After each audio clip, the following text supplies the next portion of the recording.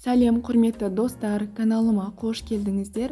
Бүгін сіздермен осындай сүзбелі бәлішті дайындайтын боламыз. Бұл пирогтың жасалу жолы өте оңай, әрі кез келген дастарханға, қонақтарға ұсынуға болатын десерт десе де болады. Каналды қолдап, видеоға лайк қойып, комментарий жазып, әрі видеомен достарыңызбен бөлісе отырыңыздар. Видеоны соңына дейін қараңыздар.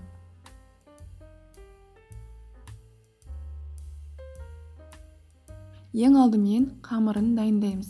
Ол үшін бөлме температурасындағы сары майға қантты салып, шанышқының көмегімен немесе венчикпен езіп араластырып аламыз.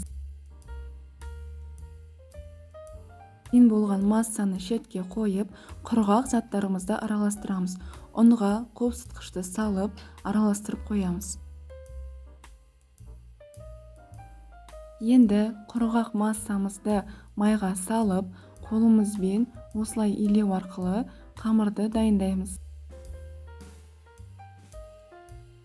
Нәтижесінде осындай крошкалар дайын болу қажет.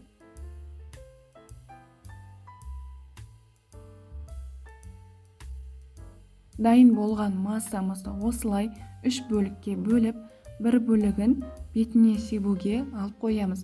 Ал қалған бөлігінен қамыр дайындаймыз. Ол қамырды пирогтың астына қоюға жасаймыз. Астына қоюға жасайтын қамырға бір жұмыртқа салып, жұмсақ қамыр илейміз.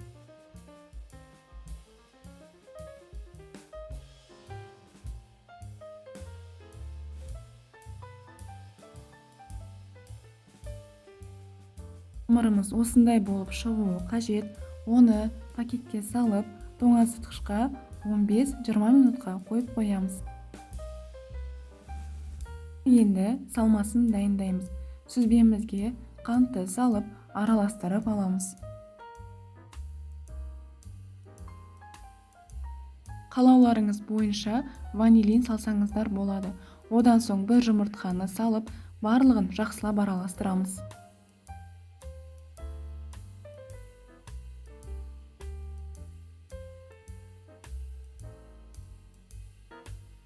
Формамыздың астына пергамент қағазын салып аламыз.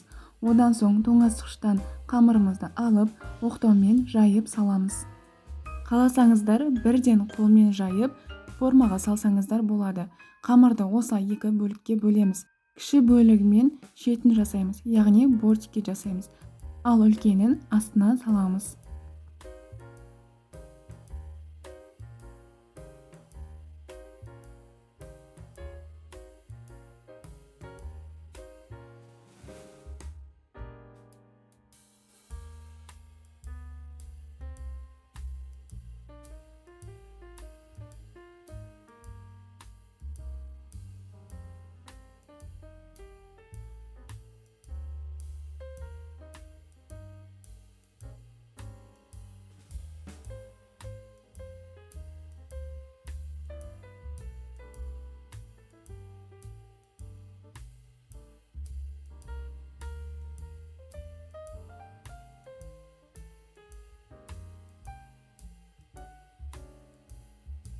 Шанышқының көмегімен пирогымыз әдемі болып пісу үшін шетін осылай тегістеп жіберсеңіздер болады. Енді салмамызды саламыз. Салманы бүкіл жеріне жеткізіп, тегістеп саламыз.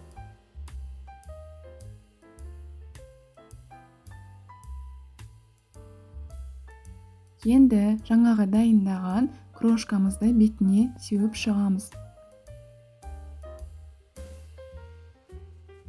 Қолымызбен тегістеп, барлық жеріне крошкаларды жеткіземіз. Пирогымызды 180 градуста қызып тұрған пешімізге 35-40 минутқа саламыз. Пирогымыз осындай болып шығады. Дәмі де өте дәмді. Сіздер де осы рецептімен дайындап көріңіздер. Каналымда басқа да дәмді тағамдардың рецептілері бар. Видеоны соңына дейін қарағандарыңызға көп-көп рахмет. Сау болыңыздар.